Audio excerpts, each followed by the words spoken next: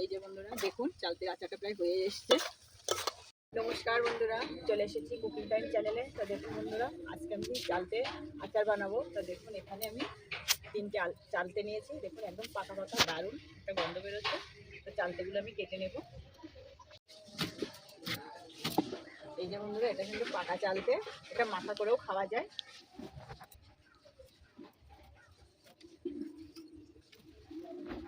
এইভাবে কেটে নেব।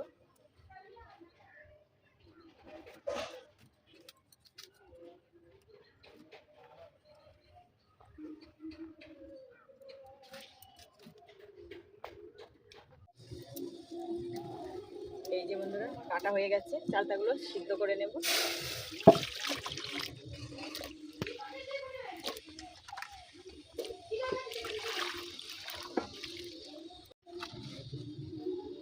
লবণ দিয়ে দেব,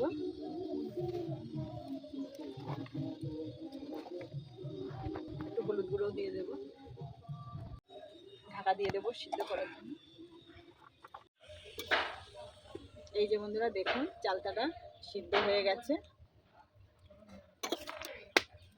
ঢেলে নেব।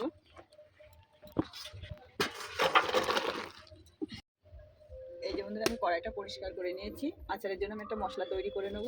এখানে আমি শুকনো লঙ্কা দেব,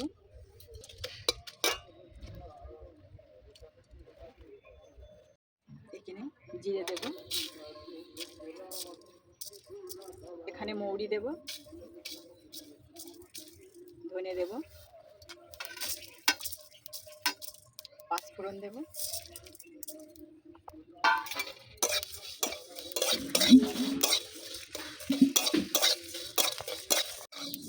ভাজা হয়ে গেছে।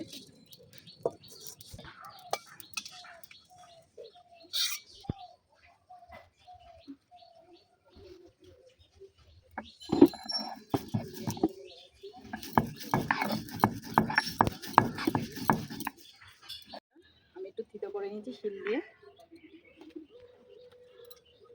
এখানে সর্ষের তেল দিয়ে দেবো,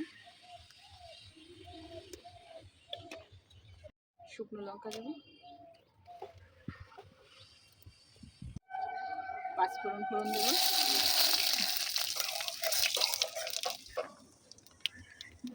সিদ্ধ করা চালটা দিয়ে দেবো।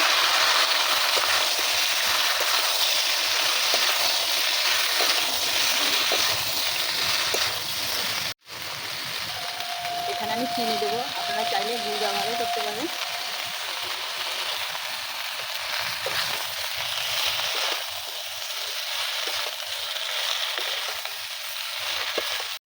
আমি অল্প পরিমাণ জল দেবো।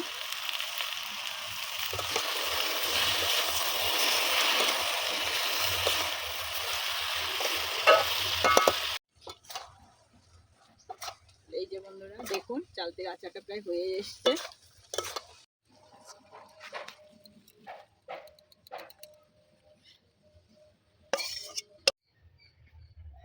এই যে বন্ধুরা, আমার চালতের আচারটা বানানো হয়ে গেছে। এই যে দেখুন, খুব সহজ উপায়ে বাড়িতে বানিয়েছি।